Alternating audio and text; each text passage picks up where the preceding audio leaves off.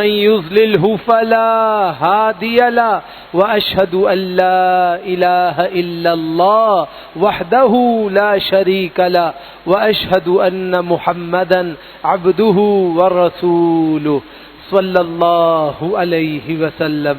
اللهم صل على محمد وعلى آل محمد كما صليت على إبراهيم وعلى آل إبراهيم إنك حميد مجيد. اللهم بارك على محمد وعلى آل محمد كما باركت على إبراهيم وعلى آل إبراهيم إنك حميد مجيد. أعوذ بالله من الشيطان الرجيم وبوجهه الكريم وسلطانه القديم من الشيطان الرجيم من حمزه ونفخه ونفثه. بسم الله الرحمن الرحيم. يا أيها الذين آمنوا اتقوا الله حق تقاته ولا تموتن إلا وأنتم مسلمون.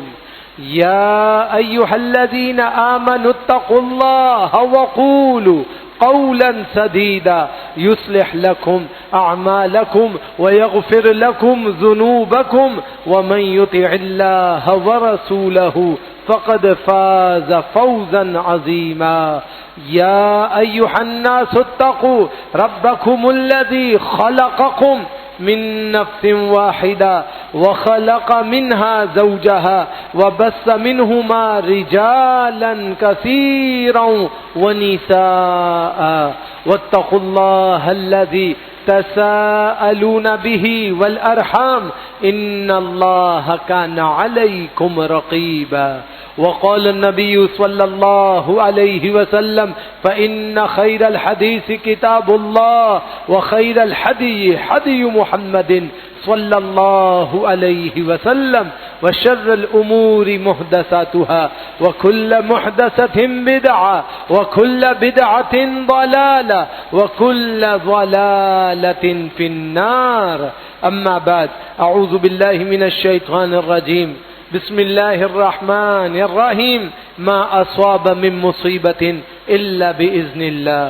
وقال النبي صلى الله عليه وسلم ما بلغ عبد حقيقة الإيمان حتى يعلم أن ما أصابه لم يكن ليخطئه وما أخطأه لم يكن ليصيبه. أما بعد انتہائی مختصر سی حمد اور ثنا کے بعد موجودہ ملکی معاملات اور ہم سب کے اندرونی اور بیرونی معاملات ایک بات کا مقتضا ہیں اور وہ یہ ہے کہ ہم سب اندرونی اور بیرونی صاحب الاقتدار اور صاحب غیر اقتدار سب ایک پریشانی کے عالم میں ہیں.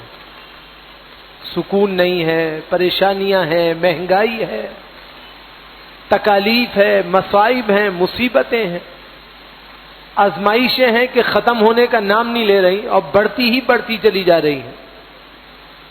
اللہ سبحانہ و تعالی فرماتا ہے سورہ تغابن آیت نمبر 11 ما اصاب من مصیبت الا باذن اللہ. تمہیں جو بھی کوئی آزمائش آتی ہے وہ اللہ کے حکم کے بغیر نہیں آتی.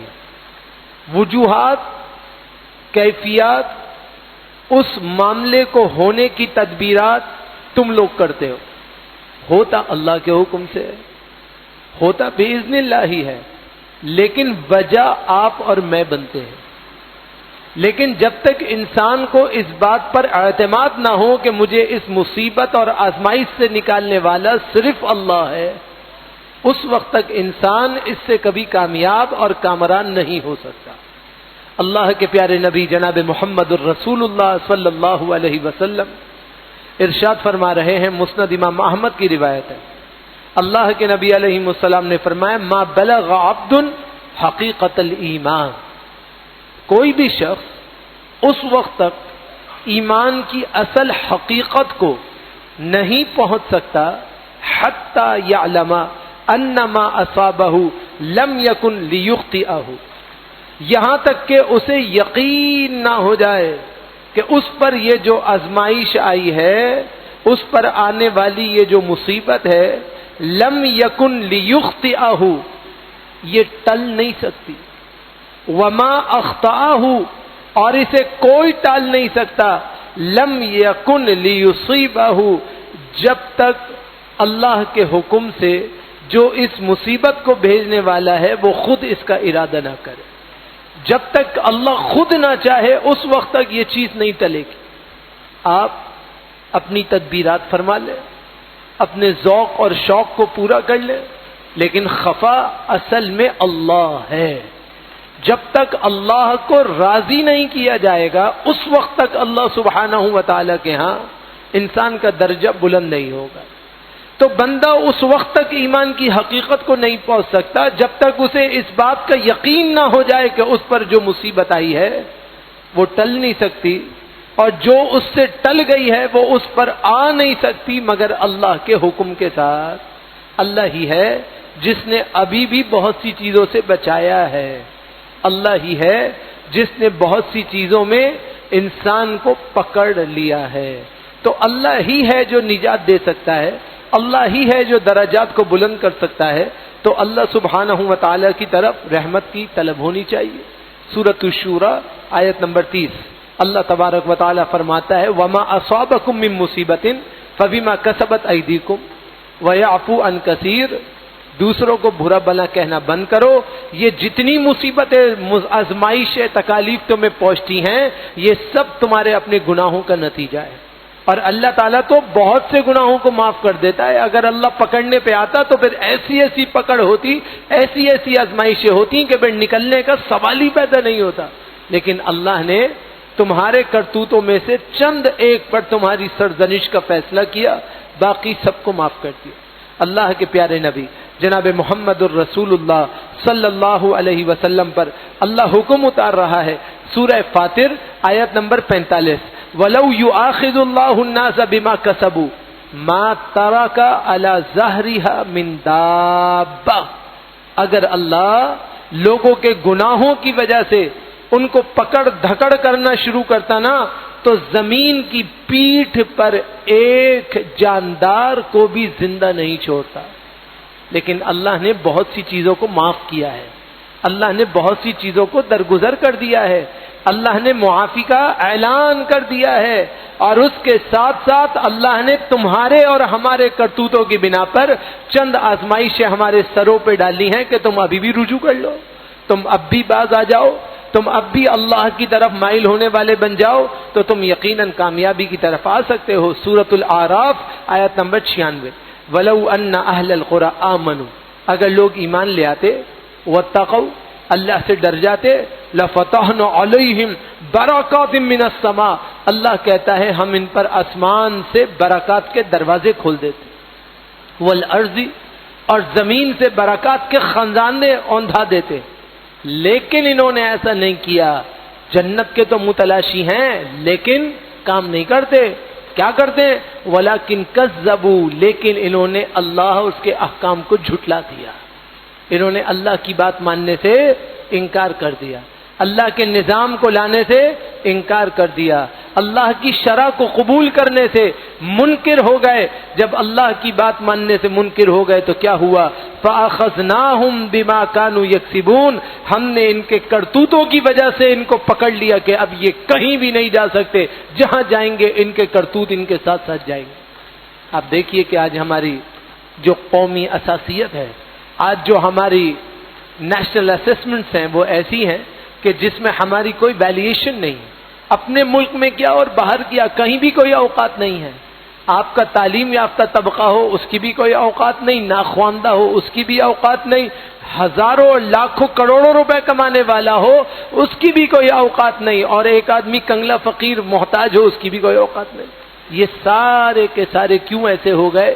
بما کسبت ایدیکم، آپ کے اور میرے گناہوں کی وجہ سے، کیونکہ ہم اپنی اصلاح نہیں کر رہے، ہم اپنے مستقبل کو نہیں دیکھ رہے، ہم اپنی پریزنٹس کو اپنی بیسڈ سمجھ بیٹھے ہیں، جبکہ ایسا نہیں ہوتا۔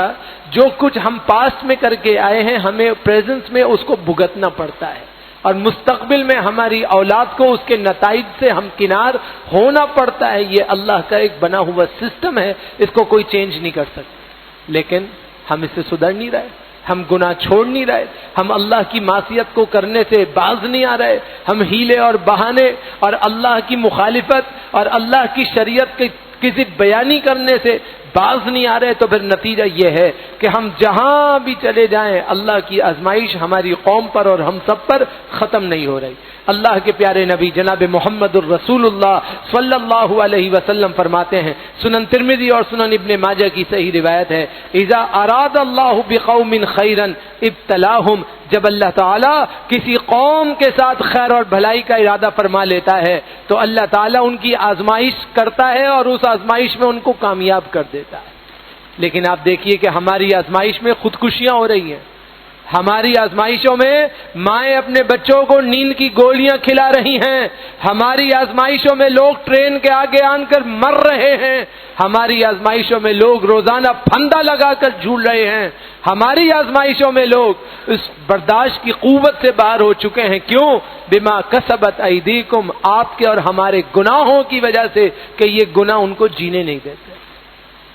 اللہ کی طرف سے آزمائش آتی ہے تو اللہ ہی کی طرف سے اس آزمائش سے نکلنے کا راستہ آتا ہے.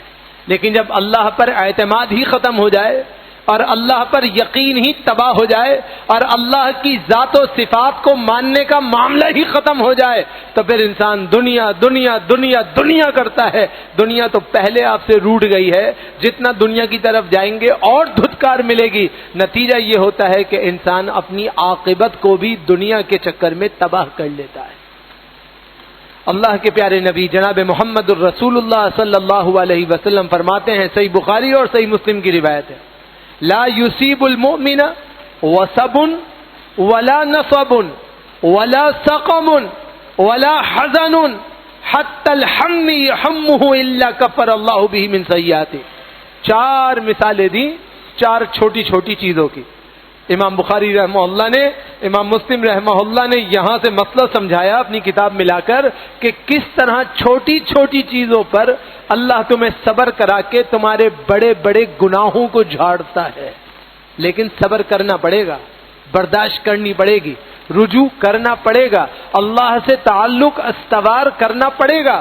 فرمایا لا یصیب مؤمن, نہیں پہنچتی کسی بھی مسلمان کو, وصبن, کسی بھی قسم کا کوئی رنج, کوئی تکلیف, کوئی پریشانی, کوئی دکھ, جب انسان اس پر کیا کرتا ہے, صبر کرتا ہے تو اللہ اس کے بدلے میں اس کے بڑے گناہوں کو معاف فرما دیتا ہے. ولا نصب, اور انسان کو نہیں پہنچتی کسی بھی قسم کی کوئی تکلیف. نصب تکلیف کو کہتے ہیں. انسان کو کوئی تکلیف نہیں پہنچتی کہ اس تکلیف میں وہ صابر ہو جائے, اس تکلیف میں وہ رجوع الی اللہ کرنے والا بن جائے تو اللہ تعالیٰ اس سے اس کے گناہوں کو جھاڑتا ہے. ولا سقم, یہاں تک کہ انسان کو اگر بخار ہو جائے اور وہ اپنے بخار پہ بھی صبر کرنے والا بن جائے, اللہ تعالیٰ اس کے بدلے میں بھی اس کے گناہوں کو معاف کر دیتا ہے. ولا حزن, اور انسان کا دل جب شدید دکھتا ہے اور وہ اس دکھی دل کے ساتھ بھی صبر کرنے والا بنتا ہے تو ہوتا یہ ہے کہ اللہ تعالیٰ کفر اللہ بہ من سیئات, اللہ اس کے سیئات کو معاف فرما دیتا ہے. تو اللہ تعالیٰ تو معاف کر رہا ہے, اللہ تو گناہوں کو دھو رہا ہے, صاف کر رہا ہے, لیکن یقین نہیں ہو رہا نا ہم اور آپ کو, تعلق ہی نہیں جڑ رہا اللہ سے, محبت کا استوار ہی نہیں ہو رہا معاملہ. ہم سب اللہ کے اتنے قریب ہو گئے کہ وہ دور چلا گیا کہ جب بزرگوں کو کہا جاتا تھا کہ ان کی ٹانگیں قبروں میں لٹکی ہیں. ابھی تو نوجوان کھڑے کھڑے جا رہے ہیں, کھڑے کھڑے ینگسٹرز کھڑے کھڑے جا رہے ہیں, ہر عمر کے لوگ کھڑے کھڑے جا رہے ہیں. اب عمر کا تقاضا ختم ہو گیا کہ 60 70 80 سال والا بوڑھا جائے گا. ابھی تو جیسے ہی وقت ہوا نوجوان, بچہ, بوڑھا, پیدائشی سب لائن میں لگے ہوئے, سب چلے چلے جا رہے ہیں. تو اللہ رب العالمین کے ہاں جب ہمیں جانا ہے تو ہم اللہ سبحانہ و تعالیٰ کے ہاں ایمان کی صورت میں جائیں تو اللہ تعالیٰ کے ہاں کامیابی اور کامرانی ہمارا مقدر ہوگی. اور اگر ہم کامیابی اور کامرانی کے ساتھ نہیں جائیں اور اپنے ایمان کو بڑھا کر اللہ سے دوستی کر کے نہ جائیں تو یہ جو 4 دانگ میں آنے والی آزمائشیں ہیں یہ ہماری زندگی بھی برباد کر دیں گی اور ہماری آخرت بھی تباہ کر دیں گی. اللہ کے پیارے نبی جناب محمد الرسول اللہ صلی اللہ علیہ وسلم نے اسی لیے اللہ کے قرآن کی آیت پڑھ کے اصول مقرر فرما دیا. سورۃ الطٰہٰ آیت نمبر 124. ومن اعرض عن ذکری فإن له معیشۃ ضنکا. جس نے ہمارے ذکر سے منہ پھیر لیا یقیناً ہم اس کی زندگی کو تنگ کر دیں گے. آج ہم قرآن سے منہ موڑے بیٹھے ہیں, دین سے منہ موڑے بیٹھے ہیں, اللہ کے احکام سے منہ موڑے بیٹھے ہیں, اللہ کے نظام سے منہ موڑے بیٹھے ہیں, اللہ کی شریعت سے منہ موڑے بیٹھے ہیں. پھر ہم کہتے ہیں کہ ہماری تنگی کیوں ہو رہی ہے اور ہماری معیشت تنگیت میں کیوں مبتلا ہو رہی ہے, اور فلاں کی پالیسی صحیح نہیں اور فلاں کی پالیسی صحیح نہیں. پالیسی سب کی صحیح ہیں, ہم خود صحیح نہیں, کیونکہ ہم اللہ کے ذکر سے منہ موڑے بیٹھے ہیں, اللہ کے دین سے, اللہ کے نظام سے, اللہ کے قرآن سے, اس کے نبی کے فرمان سے منہ موڑے بیٹھے ہیں. تو پھر کیسے اللہ سبحانہ و تعالیٰ کے ہمارے درجات بلند ہوں گے؟ کوئی بلند ہمارے درجات نہیں ہونے. ہم تباہی کے اور گڑھے میں چلے جائیں گے, اندھے کنویں میں چھلانگ لگا رہے ہیں. ہماری پوری قوم اندھیرے میں جلی جا رہی ہے اور پھر نکلنے کے راستے معدوم ہوتے چلے جائیں گے, اور اس کی وجہ صرف اور صرف آپ اور ہم اور ہمارے گناہ ہوں گے. جب تک آپ اور ہم اپنے گناہوں کو نہیں چھوڑیں گے اس وقت تک اللہ سبحانہ و تعالیٰ کے ہاں درجات بلند نہیں ہو سکتے. امام حاتم الاصم رحمہ اللہ اپنی کتاب کے اندر بیان کرتے ہیں, تاریخ البغداد میں امام خطیب بغدادی رحمہ اللہ نے لکھا ہے, فرمایا کہ ایک مرتبہ یہ راستے میں تھے تو کہتے ہیں کہ ترک قوم کے لوگ تھے, ان سے ہماری جنگ ہوئی ہوئی تھی. ہم میدان جنگ میں تھے, اپنے گھوڑے پر سواری کر رہے تھے, گشت کر رہے تھے. ایک ترکی نے ان کو یعنی امام حاتم الاصم رحمہ اللہ کو نیزہ مارا اور گھوڑے سے گرا دیا. کہتے میرے سینے پہ چڑھ کے بیٹھ گیا اور میری داڑھی کو پکڑ لیا اور میرے سر کو کاٹنے کے لیے چھرا میری گردن پہ رکھ دیا. اب موت کتنے قریب ہے, گردن پہ بندہ بیٹھا ہے قتل کرنے کے لیے, داڑھی اس کے ہاتھ میں ہے, چھرا اس کے ہاتھ میں ہے, قبضہ وہ کر چکا ہے, غالب وہ آ چکا ہے.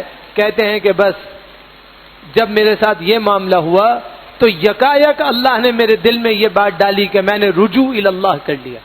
میں بھول گیا کہ میری موت میرے سامنے ہے, میں بھول گیا کہ یہ شخص خنجر لے کے میری گردن پہ بیٹھا ہے, میں بھول گیا کہ اگلے لمحے میں میری گردن کٹنے والی ہے. میں نے تعلق اللہ سے جوڑا, دل اپنا اللہ کی طرف موڑا اور صرف اللہ سے یہ دعا کی کہ اے اللہ, اگر آپ کا فیصلہ یہی ہے کہ مجھے ابھی مرنا ہے تو میری شہادت کو قبول فرما لیجئے گا, اور اگر آپ کا فیصلہ یہ نہیں ہے تو مجھے غلبہ دے دیجئے گا. فرمایا کہ بس یہ دعا کرنا تھا کہ اچانک میرے ساتھیوں میں سے ایک ساتھی پلٹا اور اس نے نیزہ اٹھایا اور میری گردن پہ بیٹھے ہوئے شخص کے اوپر ایسا حملہ کیا کہ جس کے ہاتھ میں خنجر اٹھا ہوا ہے, مجھے مارنے کے لیے تلا ہوا ہے, اس سے پہلے کہ وہ مجھے مارتا اس شخص کو دوسرے شخص نے قتل کر دیا. یوں اللہ تعالی انسان کو موت کے منہ سے کھینچ کے نکال لیتا ہے جب اس کا وقت آخر نہیں آتا, لیکن اللہ تعالیٰ دکھاتا ہے کہ یہ سب کچھ کرنے پر میں قادر ہوں. یہ اتنی آزمائشیں جو آ رہی ہیں, اتنی تکالیف جو آ رہی ہیں, اتنی مہنگائی جو ہو رہی ہے, اتنے مسائل جو ہو رہے ہیں, یہ اللہ سبحانہ و تعالیٰ دکھا رہا ہے کہ میں جب یہ کرنے پر قادر ہوں تو نکالنے پر بھی قادر ہوں اور بچانے پر بھی قادر ہوں.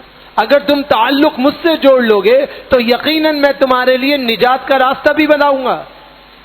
یہ تمہارے لیے جو راستہ تم نے خود منتخب کیا ہے وہ صحیح نہیں, تم میرے راستے میں آؤ, میری شریعہ پہ چلو گے تو یقیناً تم کامیاب اور کامران ہوگے, وگرنہ تم کامیاب اور کامران نہیں ہو سکتے. صحیح جامع الصغیر کے اندر روایت موجود ہے, اللہ کے پیارے نبی جناب محمد الرسول اللہ صلی اللہ علیہ وسلم فرماتے ہیں, تعرف الی اللہ فی الرخاء یعرفک فی الشدہ. تم خوشحالی میں اللہ سے تعلق کو مضبوط جوڑنا, اللہ تعالیٰ تمہیں تمہاری مشکلات میں کبھی نہیں بھولے گا. لیکن جب مشکلات میں اللہ سے تعلق جوڑو گے تو خوشحالی میں پھر کیا ہوگا؟ وہی ہوگا جو ہمارے ساتھ ہوا کہ ہم صرف اپنی مشکلات میں اللہ کو یاد کر رہے ہیں, اللہ کے نبی خوشحالی میں یاد کرنے کا حکم دے رہے ہیں, اور ہم صرف اپنی بدحالیوں میں یاد کرتے ہیں, اس لیے ہم کامیاب اور کامران نہیں ہوتے. اللہ کے پیارے نبی علیہ السلام پر اللہ نے حکم اتارا, سورۃ النساء آیت نمبر 147 ہے, ما یفعل اللہ بعذابکم ان شکرتم وآمنتم. اگر تم ایمان لے آؤ, اللہ کی قدردانی کرنے والے بن جاؤ تو اللہ تمہیں عذاب دے کر کیا کرے گا؟ اللہ تمہیں عذاب دینا نہیں چاہتا, اللہ تمہیں تکلیف دینا نہیں چاہتا, اللہ تمہیں مومن دیکھنا چاہتا ہے، اللہ تمہیں قدردان دیکھنا چاہتا ہے، اللہ تم سے محبت کرنا چاہتا ہے۔ اللہ نے کو اگر جہنم میں ہی داخل کرنا تھا تو اللہ نے تمہیں کیوں بنایا؟ جہنمیوں کے لیے تو بہت بڑا طبقہ اللہ نے پہلے سے تیار کیا ہوا ہے۔ یاد رکھیے اللہ کی مخلوق اتنی بڑی ہے کہ نہ تو اس سے جنت بھرے گی، جنت اس سے بڑی ہے، اور نہ جہنم بڑھے گی، جہنم بھی اس سے زیادہ بڑی ہے۔ رسول اللہ صلی اللہ علیہ وسلم فرماتے ہیں، صحیح ہے ان کی روایت ہے، فرمایا تمہارا کیا عالم ہوگا کہ جب تم میں سے 1000 میں سے ایک شخص کو جنت کے لیے نکالا جائے گا اور 999 کو جہنم میں داخل کر دیا جائے گا۔ صحابہ اکرام کہتے ہیں کہ اس وقت تو ہماری کیفیت یہ تھی کہ اگر ہمارے سروں پہ پرندے رکھ دیے جاتے تو وہ بھی نہ اڑتے، ہمارے اندر سے روح نکل گئی تھی یہ سن کے، اس قدر ہم خوف کے عالم میں آ گئے تھے کہ ہمارا ہوگا کیا۔ صحابہ اکرام نے پوچھا اللہ کے رسول اس طرح تو مومن کوئی نہیں بچ سکے گا، یہ سارے کے سارے جہنم میں چلے جائیں گے، ہم جنت میں جائیں گے کیسے؟ کیونکہ اللہ کی اتنی بڑی مخلوق ہے، اس میں سے 999 جہنم میں جا رہے ہیں اور ایک آدمی جنت میں جا رہا ہے، آخر کیسے ہوگا؟ فرمایا اللہ نے جہنم کے لیے ایک مخلوق پیدا کر دی ہے جس کو نام یاجوج اور ماجوج کہتے ہیں، یہ جہنم میں جائیں گے اور ان میں سے ایک شخص جو جنت میں جائے گا وہ تم ہوں گے کہ اللہ تمہیں جنت میں داخل کرے گا۔ تو جب اللہ نے آپ کو جنت کے لیے پیدا کیا ہے تو معنی یہ ہے کہ اللہ تعالیٰ آپ سے بہت محبت کرتا ہے۔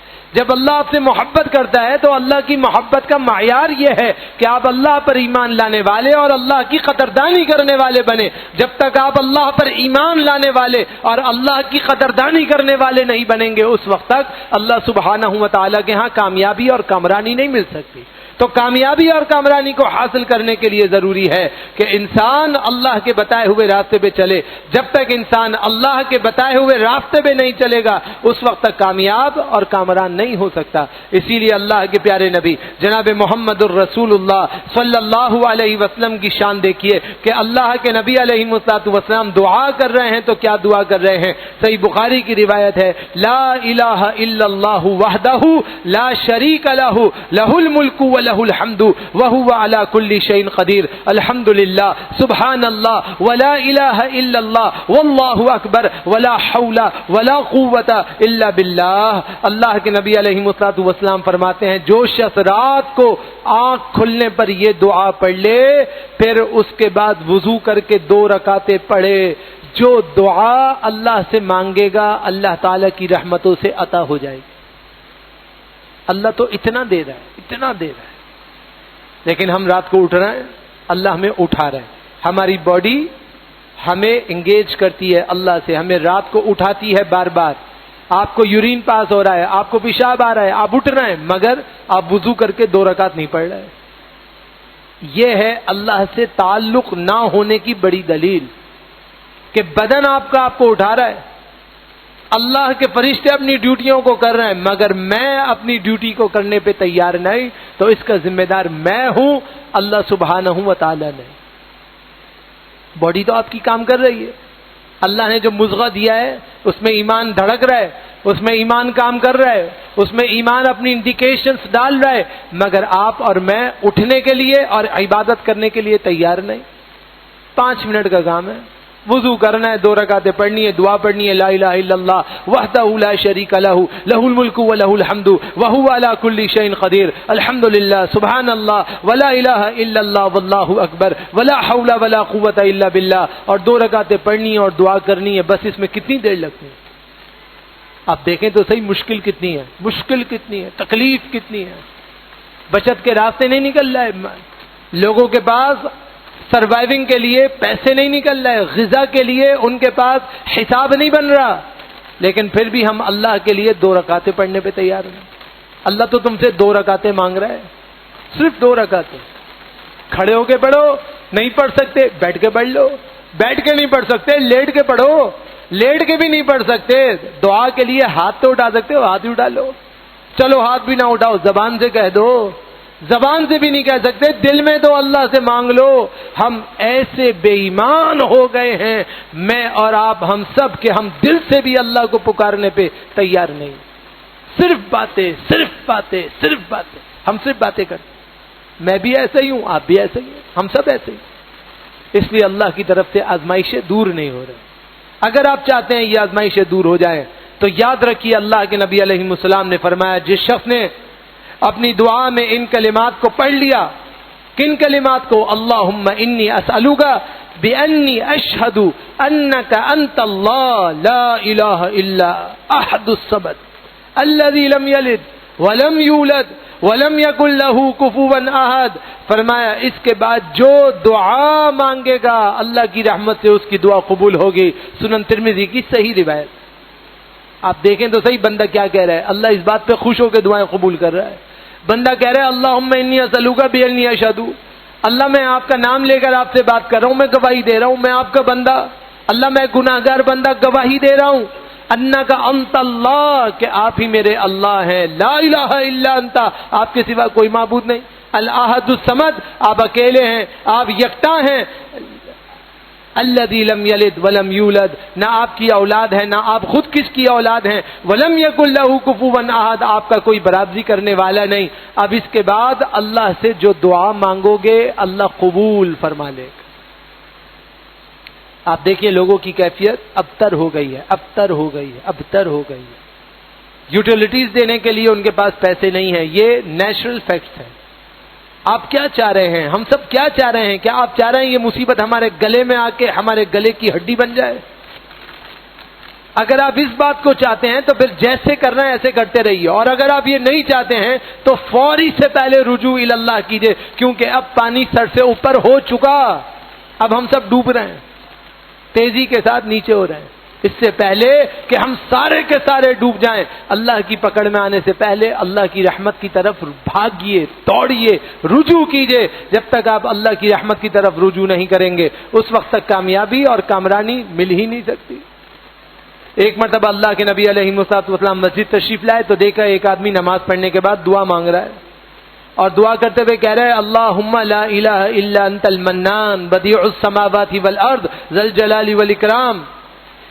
نبی صلی اللہ علیہ وسلم نے فرمایا کہ اس آدمی نے ایسے کلمات کہے ہیں، ایسے کلمات کہے ہیں کہ ان کے ساتھ مانگنے والی ہر دعا اللہ قبول فرما لیتا ہے. آسان لفظوں میں آپ کو دعا یاد نہیں ہوتی، اللہ کے اسماء الحسنی یاد ہے، جو یاد ہیں وہ کہہ کر دعا مانگو، اللہ تمہاری دعائیں قبول فرمائے گا.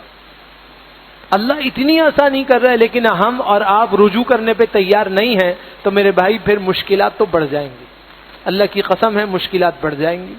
ہر دوسرا آدمی آ رہا ہے اور کہہ رہا ہے میرے گھر میں آگ لگ گئی، بیٹھے بیٹھے میں نے اپنی بیوی کو فارغ کر دیا، بچے سے پھڈا ہو گیا، دکاندار اپنے گاہک سے الجھ گیا، گھر جاؤ تو نیند نہیں آتی، دکان پہ جاؤ تو سکون نہیں آتا، جیب میں پیسے نہیں، مہنگائی آؤٹ آف کنٹرول. ہم تو بیچ سولی میں لٹک گئے سارے کے سارے. پھر بھی اللہ سے رجوع نہیں کر رہا ہے، پھر بھی رجوع نہیں کر رہا ہے، تو کب کرو گے؟ جب اللہ سخت آزمائش میں داخل کرے گا تو رجوع کے دروازے بھی بند کر دے گا. آدمی صحیح سالم ہوتا ہے، بیٹھے بیٹھے پتہ چلتا ہے جی کیا ہوا، آپ ایسی موذی مرض میں مبتلا ہیں کہ اب آپ کو ہاسپٹلائز ہو جانا چاہیے. اور پھر انسان کہتا ہے کہ میں تو اتنی وسعت اور طاقت نہیں رکھتا. میں کہنا نہیں چاہتا، مسائل آپ کو اس طرح بیان نہیں کر سکتا کہ جس طرح لوگوں کا واسطہ ہوتا ہے، کیونکہ ہماری فیلڈ میں امانت ہے. لیکن آپ کو ایک مسئلہ سمجھاتا ہوں جو آج ہوا. ایک بیمار اپنی بیماری کے سلسلے میں رابطہ کرتا ہے اور کہتا ہے کہ اب میری نوعیت یہ ہے کہ میں اللہ سے دعا کرتا ہوں یا تو اللہ مجھے اٹھا لے یا میری بیماری کو اٹھا لے، کیونکہ اب بس ہو گئی. رجوع اللہ کرنے پہ تیار نہیں، اللہ سے مانگنے پہ تیار نہیں. میرے بھائی اللہ سے ڈریں، اللہ سے ڈریں، اللہ کا خوف دلوں میں بسائیں. موت ہر چیز کا حل نہیں ہے. موت کے بعد وہ زندگی شروع ہونے والی ہے جو کبھی ختم نہیں ہوگی. وہاں وہ معاملات ہوں گے کہ انسان روز مرے گا، روز جیے گا، روز مرے گا اور کہے گا کاش میں بچ جاتا تو میں ایک سجدہ مجھے مل جاتا، ایک سجدہ تو میں وہ کر کے اپنی بخشش کرا لیتا.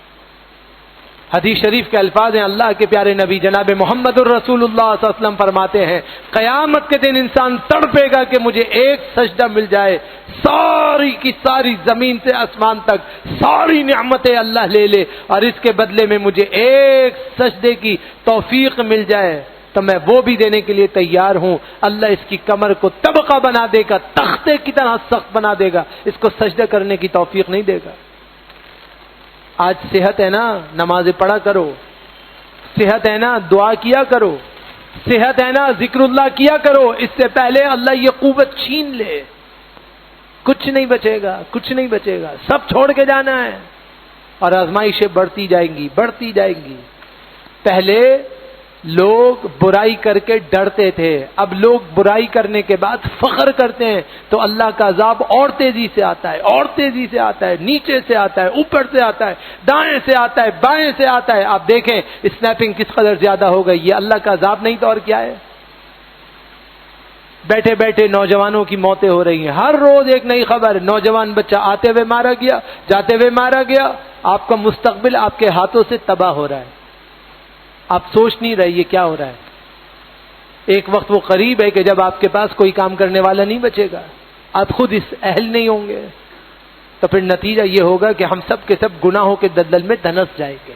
اس سے بچیے, اللہ سے معافی مانگ لیجئے اور یہ دعا پڑھنا شروع کر دیجئے. لا الہ الا اللہ الحلیم الکریم سبحان اللہ رب العرش العظیم الحمدللہ رب العالمین اسألک موجبات رحمتک وعزائم مغفرتک والغنیمۃ من کل بر والسلامہ من کل اسم ولا تدع لی ذنب الا غفرتہ ولا ہما الا فرجتہ ولا حاجتا ہی لک الا قضیتہا یا ارحم الراحمین. جب انسان یہ دعا پڑھتا رہتا ہے تو اللہ رب العالمین اس کے لیے خیر کے دریچوں کو کھول دیتا ہے.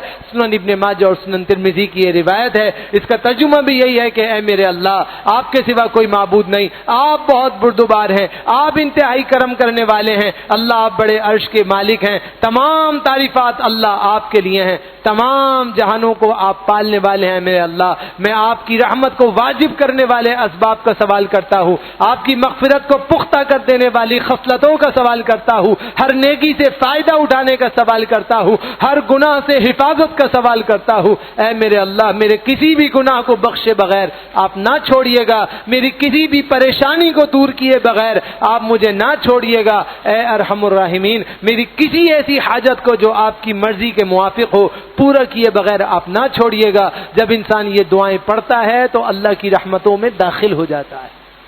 لیکن ہم دعا نہیں پڑھ رہے. بھائی آپ کو زبانی یاد نہیں ہوتی, دیکھ کے پڑھا کرو, موبائل میں ڈاؤن لوڈ کرو, موبائل سے دیکھ کے پڑھو, کارڈ رکھو, اس سے دیکھ کے پڑھو. معافیاں مانگو, معافیاں مانگو, اللہ سے صبح دوپہر شام معافیاں مانگو, اللہ کے آگے گڑ گڑاؤ, اللہ سے معافی طلب کرو. اللہ کی قسم ہے, ورنہ اللہ اس روٹی کے نوالے کو جو ابھی تک تمہارے ہاتھ میں ہے, منہ میں جانے والا ہے, اللہ اس کو بھی چھین لے گا, یہاں تک کہ ہاتھ خالی ہوں گے اور کھانے کے لیے نوالا نہیں ہوگا. آپ نے بہت ہلکا سمجھ لیا ہے. اللہ کے پیارے نبی جناب محمد الرسول اللہ صلی اللہ علیہ وسلم نے فرمایا, قیامت سے پہلے ایک بڑا علامت کا معاملہ یہ ہوگا, اس طرح مفاجات الواقعہ ہوگا, اچانک حادثات معاملات ہوں گے کہ ایک آدمی روٹی توڑے گا, نوالا اٹھائے گا, منہ میں نہیں ڈال سکے گا, حتی وقع الساعہ, یہاں تک کہ اس کی قیامت واقع ہو جائے. ہم کیا چاہ رہے ہیں؟ گھر بنائے گا, لیپا پوتی کرے گا, حوض بنائے گا, اس کو مکمل کرنے سے پہلے, اس میں پانی ڈالنے سے پہلے قیامت واقع ہو جائے گی. سب کا مال کھا کے, ساروں کی چیزوں کو ڈکار کے ایک آدمی کہتا ہے میں نے اتنا بڑا اپنا محل کھڑا کیا ہے, پاؤں رکھنے سے پہلے اللہ اس کی روح نکال لیتا ہے, اب رکھ کے دکھا. جب چیز برتنی ہی نصیب نہیں ہوئی تو پھر کیا فائدہ.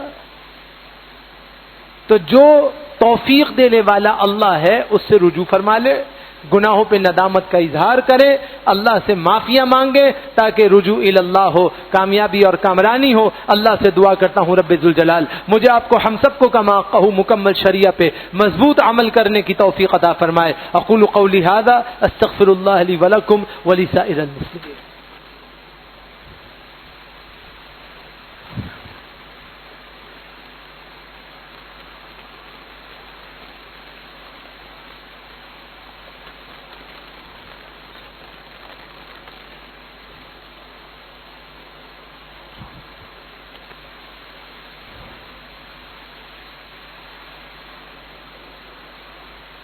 الحمد للہ الحمد لله نحمده ونستعينه ونستغفره ونعوذ بالله من شرور أنفسنا وسيئات أعمالنا من يهده الله فلا مضل له ومن يضلله فلا هادي له وأشهد أن لا إله إلا الله وحده لا شريك له وأشهد أن محمدا عبده ورسوله صلى الله عليه وسلم اللهم لا مانع لما أعطيت ولا معطي لما منعت ولا ينفع ذا الجد منك الجد اللهم ربنا آتنا في الدنيا حسنة وفي الآخرة حسنة وقنا عذاب النار رب ارحمهما كما ربياني صغيرا رب ارحمهما كما ربياني صغيرا أذهب الباس رب الناس واشف أنت الشافي لا شفاء إلا شفاؤك شفاء لا يغادر سقما قال الله سبحانه وتعالى أعوذ بالله من الشيطان الرجيم ومن يتق الله يجعل له مخرجا اما بعد مختصر سی حمد اور ثنا کے بعد اللہ کہتا ہے جو مجھ سے تقوی اختیار کرے گا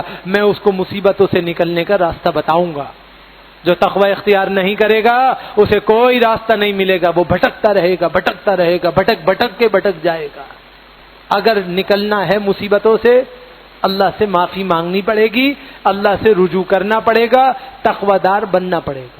آپ میں سے کوئی شخص یہ نہیں کہہ سکتا کہ اس کے دل میں تقوی نہیں ہے. اللہ نے تمہیں چنا ہے ایمان کے لیے, اللہ نے تمہیں پسند کیا ہے ایمان کے لیے, اللہ نے تمہیں بچا لیا ہے جنت کے لیے. اب یہ اپنی سستیوں کو ہمیں اور آپ کو چھوڑنا پڑے گا, کیونکہ اللہ نے تمہیں جہنم کے لیے نہیں بنایا. اللہ نے تمہیں جہنم رسید کرنے کے لیے اتنا خوبصورت نہیں کیا.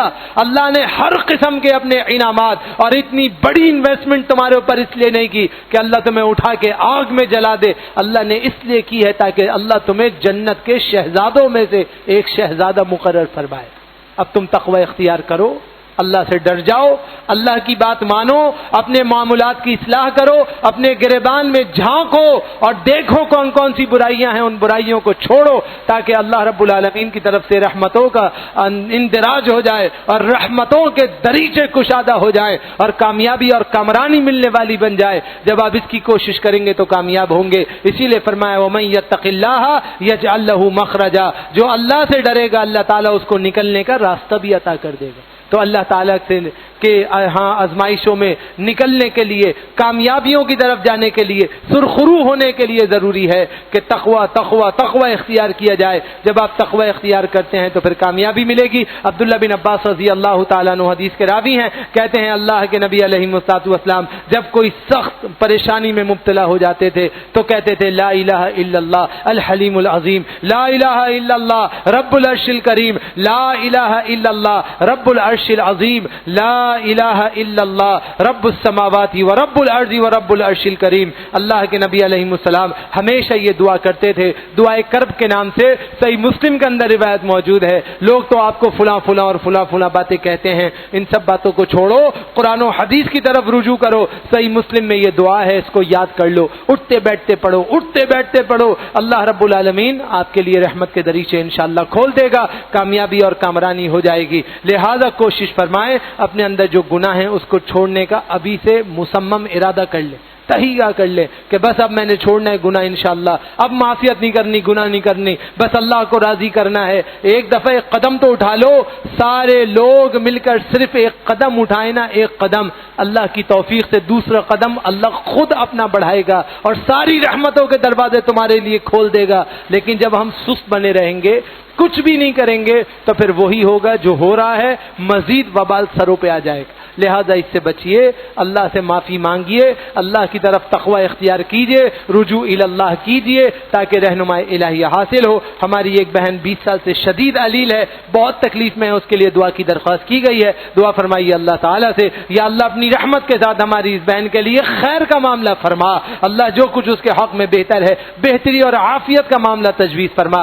عزیب الباس رب الناس واشف انت الشافی لا شفاء الا شفاؤک شفاء لا یغادر سقما. اللهم ربنا عليك توكلنا وإليك أنبنا وإليك المصير. اللهم ربنا آتنا في الدنيا حسنة وفي الآخرة حسنة وقنا عذاب النار رب ارحمهما كما ربياني صغيرا رب ارحمهما كما ربياني صغيرا اللهم إنا نسألك الهدى والتقى والعفاف والغنى اللهم إنا نسألك ما سألك منه عبدك ونبيك محمد صلى الله عليه وسلم ونعوذ بك من شر ما استعاذك منه عبدك ونبيك محمد صلى الله عليه وسلم وأنت البلاغ لا حول ولا قوة إلا بالله العلي العظيم آمين يا رب العالمين سبحان ربك رب العزة عما يصفون وسلام على المرسلين والحمد